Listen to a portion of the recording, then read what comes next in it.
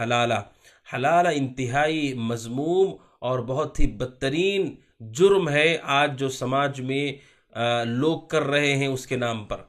شریعت یہ کہتی ہے کہ اگر کوئی آدمی اپنی بیوی کو 3 طلاقیں دے چکا ہے، اور 3 طلاق دینے کا طریقہ میں نے آپ کو بتایا، طلاق دے دیا، 3 مہینے 3 حیض ہو گئے، اس نے رجوع نہیں کیا، پھر اس کے بعد جا کر کے شادی کر کے واپس لے آیا، پھر طلاق دے دی، پھر رجوع نہیں کیا اور پھر وہ الگ ہو گئی، پھر نکاح کر کے لے آیا، اس کے بعد جب طلاق دے گا تو تیسری طلاق ہے۔ یا اس نے طلاق دیا اور اس کی عدت کے جو دن چل رہے تھے اس نے اسی میں رجوع کر لیا، واپس اپنی زوجیت میں لے آیا، پھر دوبارہ طلاق دے دیا کچھ عرصے کے بعد، پھر وہ اپنی عدت میں تھی، پھر واپس اپنی بیوی کے طور پہ اسے قبول کر لیا 3 حیض ہونے سے پہلے، پھر تیسری بار طلاق دے گا تو یہ تیسری طلاق ہے۔ یہ طلاق کا طریقہ بھی تفصیل سے گزر چکا ہے۔ شریعت یہ کہتی ہے اگر کوئی آدمی 3 طلاق دے دے تو پھر اس کے بعد وہ اس عورت کے لیے حلال نہیں ہے۔ اللہ سبحانہ وتعالیٰ کہتا ہے سورہ بقرہ آیت نمبر 230 کے اندر فَإِن طَلَّقَهَا فَلَا تَحِلُّ لَهُ مِن بَعْدُ حَتَّى تَنكِحَ زَوْجًا غَيْرَهُ۔ اللہ کہتا ہے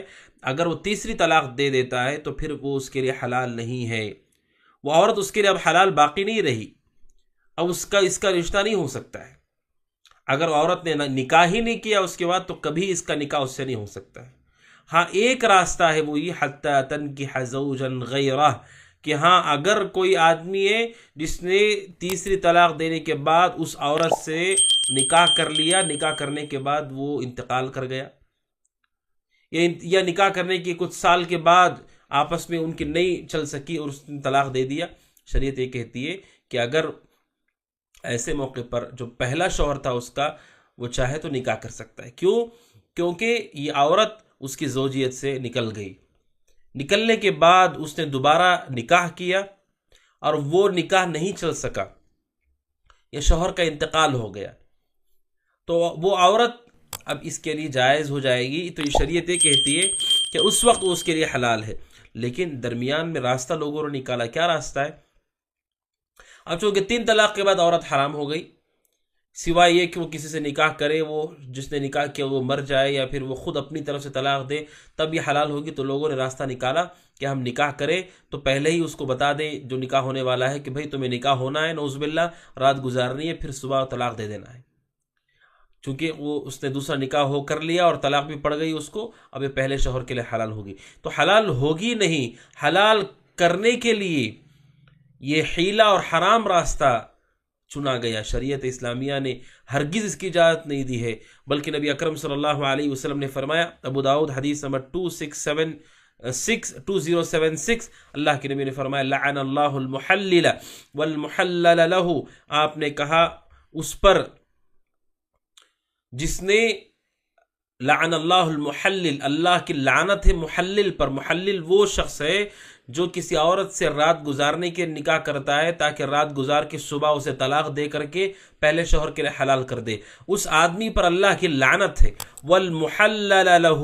اور محلل له سے مطلب اس کا پہلا شوہر، اس پر بھی اللہ کی لعنت ہے۔ ان دونوں پر اللہ کی لعنت ہے، اس شوہر پر بھی جو پہلا شوہر ہے اس پر بھی اللہ کی لعنت ہے، اور اس شخص پہ بھی جو نکاح ہو رہا ہے اسے دوسرے پہلے شوہر کے حوالے کرنے کے لیے صرف رات گزار کر کے وہ اسے واپس کر دے گا، ان دونوں پر اللہ کی لعنت ہے۔ لعنت ہوتی ہے ناظرین اکرام کبیرہ گناہوں پر، یعنی یہ کبیرہ گناہ ہے، بے حیائی ہے، بدکاری ہے یہ، اور یہ شریعت کے ساتھ کھلواڑ ہے،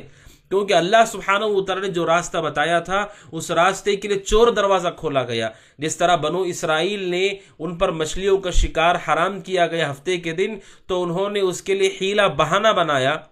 اور گڈھے کھود دیے تاکہ خود بخود مچھلیاں اس کے اندر گر جائیں، اور کہا ہم نے تو شکار نہیں کیا لیکن راستہ تیار کیا۔ یہی حیلہ آج کے اس سماج میں ہم دیکھتے ہیں، نعوذ باللہ علم کی طرف اپنے آپ کی نسبت کرنے والے مسلمان بڑی بے شرمی کے ساتھ، بلکہ ناظرین کرام آپ جانتے ہیں کہ بہت سارے حلالہ سینٹر بھی کھلے ہوئے ہیں کہ جن میں لوگوں کے حلالے کروائے جاتے ہیں، نعوذ باللہ، اور اس میں کرائے کے سانڈ رکھے ہوئے ہیں مردوں کی شکل میں جو عورتوں کے ساتھ رات گزار کر کے پھر صبح انہیں طلاق دیتے ہیں۔ اب سوچئے کیا اسلام کا چہرہ ہے یہ؟ اسلام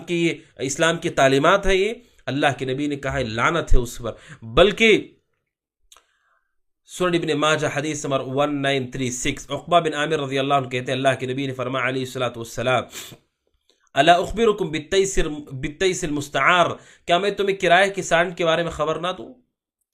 جسے کرائے پر لایا جاتا ہے، جس طرح سے ناظرین اکرام کہ اگر کوئی نر جانور ہو اور کسی کی یہاں مادہ جانور ہو تو مادہ جانور حاملہ ہو جائے اور اس سے اولاد ہو، بچے ہو، اس سے جانور مزید پیدا ہوں تاکہ کاروبار بڑھ سکے، تو باقاعدہ نر جانور کو لایا جاتا ہے اور اس کے پیسے دیے جاتے ہیں۔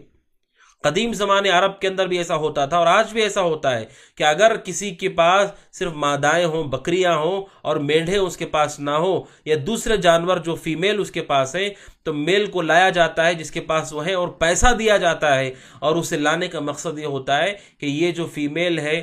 یہ حاملہ ہو جائے اور اس کی نسل چل پڑے اور اسے تجارت میں فائدہ ہو۔ اللہ کے نبی نے فرمایا کیا تمہیں میں نہ بتاؤں کرائے کے سانڈ کے بارے میں؟ یہ تو جانوروں میں ہے، جانوروں ہی کی طرح سے انسانوں میں کون ہے؟ صحابہ نے کہا بلا یا رسول اللہ، کہا اللہ کے نبی ضرور بتائیے کون ہے وہ؟ آپ نے کہا وہ المحلل، کہا آپ نے وہ محلل ہے، یعنی وہ مرد ہے جو اس لیے نکاح کر رہا ہے تاکہ وہ پہلے شوہر کے لیے اسے حلال کر دے اور رات گزار کر کے اس کی عزت کو تار تار کرتا ہے اور صبح اٹھ کر کے اسے طلاق دے دیتا ہے۔ حلال کرنے کے لیے آپ نے کہا یہی کرائے کا سانڈ ہے، یعنی جانوروں کی طرح عمل کرنے والا کا یہ شخص ہے، اور آپ نے کہا لعن اللہ المحلل والمحلل له، اور آگے اللہ کے نبی نے فرمایا جو جس نے حلالہ کیا، یعنی وہ جو ایک رات کے نکاح ہو رہا ہے، کچھ دیر کے لیے نکاح ہو رہا ہے، اس پر بھی اللہ کی لعنت ہے، اور جس کے لیے حلال کر کے اسے بھیجنے کی، جس کے پاس بھیجنا ہے لڑکی کو، اس پر بھی اللہ کی لعنت ہے۔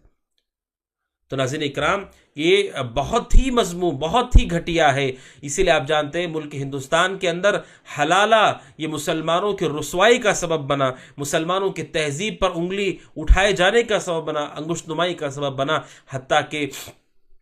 حلالے کی یہ گونج مختلف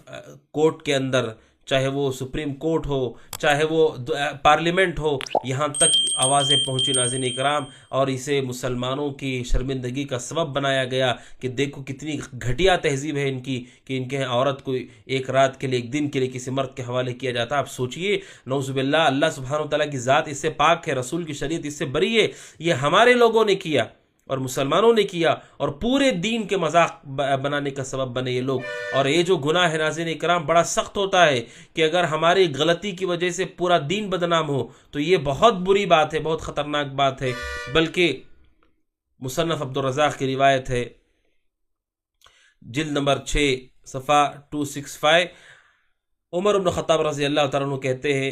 خطبہ دیتے ہوئے لوگوں سے، واللہ لا اوت بمحل ومحلل له الا رجمتهما، کہا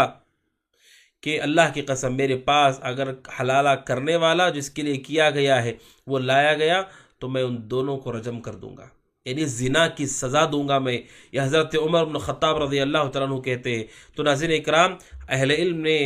اسے کبیرہ گناہوں میں سے شمار کیا ہے، بلکہ یہ گناہ یہ نکاح نہیں ہے بلکہ یہ زنا ہے۔ امام احمد بن حنبل رحمہ اللہ سے کہا، کسی آدمی نے پوچھا کہ کوئی آدمی کسی عورت سے نکاح کرتا ہے اور اس کے نفس میں نیت ہے کہ میں اسے حلال کر دوں گا، یعنی نکاح کر کے بعد میں طلاق دے دوں گا تاکہ پہلے شوہر کے پاس سے چلی جائے، وَلَمْ تَعْلَمِ الْمَرْأَ بِذَلِكَ، یعنی اگر عورت کو علم نہ ہو، یہاں تو علم ہو جا رہا ہے۔ امام احمد سے پوچھا گیا اگر عورت کو علم ہی نہیں ہے اور آدمی نکاح کر رہا ہے، اس کے دل میں نیت ہے کہ میں نکاح کر کے بعد میں طلاق دے دوں گا تاکہ پہلے شوہر کے پاس چلی جائے، تو امام احمد سے پوچھا گیا آپ کیا کہتے ہیں اس آدمی کے بارے میں؟ کہا ہوا محلل، کہا کہ یہ وہی ملعون ہے جس پر لعنت کی گئی ہے، اذا اراد بذلك الاحلال، اگر وہ حلال کرنا چاہتا ہے اسے پہلے شوہر کے لیے، اس پر اللہ کی لعنت ہے۔ تو ناظرین اکرام اہل علم نے کہا اگر دل میں بھی نیت ہے تو اس پر اللہ کی لعنت ہے، اگرچہ کہ لوگوں کو معلوم نہ ہو، عورت کو معلوم نہ ہو، یہ جائز نہیں ہے، یہ عزتوں کے ساتھ کھلواڑ ہے، یہ شریعت کا مذاق ہے، یہ حدود کو پھلاندنا ہے،